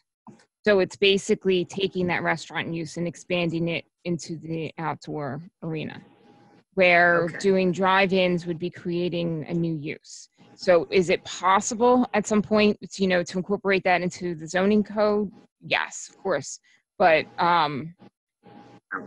yes, it's all right. But you know, right now we're looking at trying to augment existing uses as opposed to create new uses. And Christy, I don't know if you had something. Yeah, I mean, there's a lot more that would have to go into creating new type of use and analyzing where it would be appropriate in the town, especially with a use like a drive-in, where, you know, you have a lot of safety and logistical access, traffic, pedestrian issues. that would need to be worked out. Here, you have an existing legal restaurant use, and they're just moving people outside so that they can distance. And, you know, to the extent, my understanding from discussing that with John Hamilton, the building inspector, is that if they are going into the parking lot, or if they are going on sidewalks, you know, he's making sure that that's not a fire code issue, that that's a building code issue. And those are all things that he's looking at. So the drive-in, I think, would be a lot more complicated, not only by the nature of the use and the fact that it's not already authorized in the code, also by the public-private aspect of it in terms of where these uses are going to be happening. So I think there's a lot more to it. Not to say, like Valerie said, that it couldn't happen. Different conversation. That may just be like, if we're looking at the parallel track, that would be on the longer. Right. I mean, not necessarily a different conversation. I think that it's something, again, that if we're looking for ways for organizations to fundraise, and in fact, I know that Austin Matters is hosting a drive-in at, I think, at Brookside School coming up. And is that, I want to say July 27th? No? Is that the right date? I'm not sure.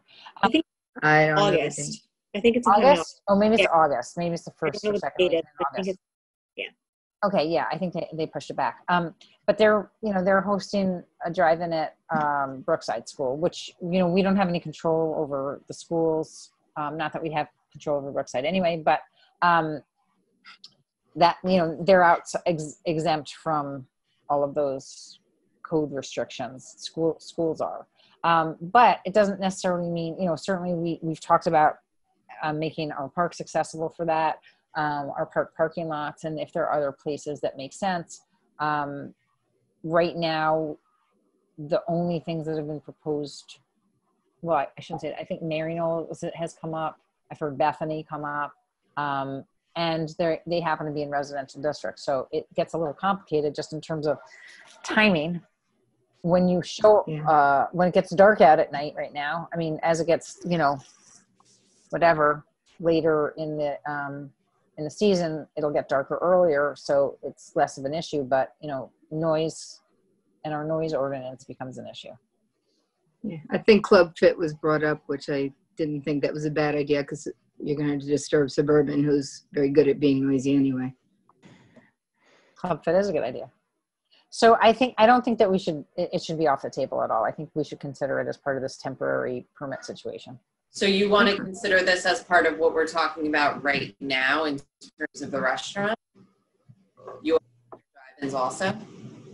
I think we should, because I know that that's, you know, that was like one of the very first things that was considered safe. I think that if it can be safe, like I'm not in favor of doing this hybrid thing that I've heard other communities, including one in our own town, Briarcliff, is doing, where they're, you know, actually allowing people to plunk their chairs outside of the cars. Like, I guess I just don't understand it. Maybe I have to see it for myself. But to me, that's no different than having an event with 100 people who are now just sitting outside their cars. Like, I don't understand how that's different. A drive-in is when people are in their cars. So I'm trying to figure that out. Maybe somebody has an answer for me. I don't understand it. But if you guys have an answer, let me know. I believe a lot of the current drive-in theaters work so that you have your radio to a certain frequency and you hear the movie through your radio. But you're sitting in your car with your right. You're sitting in car on, right? Right. So here's what I don't understand. And again, I'm just ignorant, because I'm sure I've heard that it happened, and it happened successfully in Briarcliff, where people are allowed to, with their family, sit outside their car instead of inside their car. And I guess they can listen to their car. I don't know if they keep the battery going and just the radio on in their car. They probably use a phone to pick it up. They're using their phone. Okay. So their car is turned off. But what about the person right next to them who wants to stay in their car with the air conditioning on? So their car is turned on and they have their air conditioning going and they're blasting their exhaust. I mean, unless they have an electric vehicle. But so they have blasting their exhaust. Sitting right next to them are the people sitting outside in their lawn chairs. How does that all work? Please, somebody explain that to me. And also, if everybody's outside their car and nobody's inside their car, so you don't have the exhaust issue, now you have 50 cars times 4 people, right? So you have 200 people who are all sitting outside in a, I don't know how socially distanced area. And what happens when cars need to move or if there's an emergency and you have people sitting outside their cars? I have not the vision for it. I really should have gone to see what it looked like in Briarcliff, but it doesn't sound safe to me. I'm sure somebody got a picture. And I'm sure, and I've heard that it was successful. So, you know what? Great. I'm nervous about that. That's all I'm saying. So are we adding, so we want to look at drive-in? I would think we should look at drive-in as a possibility, but you know, like we have to just be clear about what that actually is. Okay. That's going to be an undertaking, I would think. What did you say? I think that's going to be a bigger undertaking, and it's probably going to prolong the processes, because I think there's a lot more factors that you need to look at when you're considering driving. So just so the board understands. Okay. So let's separate them. Okay, so let's separate them and let's just go for the restaurants first, and then we'll separate out the drive-ins for second. Right. And I mean, I think overall, I know the town wants to move towards looking at, you know, and more engagement with, you know, pedestrians, you know, dealing with multimodal, and then also different uses to kind of, you know, liven up the North State Road corridors, but also just allow for, you know, that flexibility in the zoning based on, you know, what is taking place at any moment in time, as we've experienced this past year.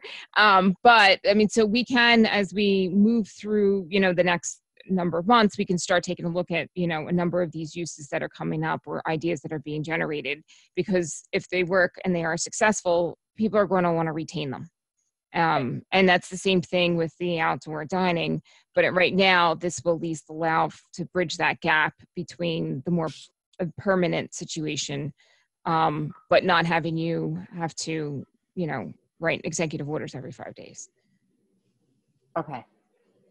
All right. So are we all on the same page then? We're going to go for the temporary permit situation for the restaurants and dining, and then work on a parallel track to look and see what we can do for a longer term solution. Okay, we'll look at it. Okay. Okay. So I think the plan was to come back to you guys at your next meeting 2 weeks from now for another work session, hopefully with a preliminary draft to look at. Sounds good. Okay. Thank you, Valerie. All right. Thank you both. Okay. Thank you, Kristen. With that, could I have a motion to adjourn for executive session for personnel, advice of counsel, and contracts? So moved. Second. All those in favor? Aye. Aye. Anybody opposed? I think we lost a board member. Thank you so much. And as a reminder, we have an abbreviated schedule this summer in terms of our town board meetings. In June, we dialed back our summer schedule a bit and canceled our work sessions for July and August. So but as you know, we had a work session tonight. We've tagged our work sessions onto our regular meetings. So we'll see you back via Zoom. And the governor did extend the ability for us to have our meetings virtually, electronically, through, I think it's August 5th or 5th, and public hearings he extended through August 6th. And we'll see you back via Zoom on July 28th for another combo regular meeting and work session. I hope everybody has a great couple of weeks. Please remember to be safe out there, wear your masks, social distance, and remember the census. Have a great night, everybody. Night.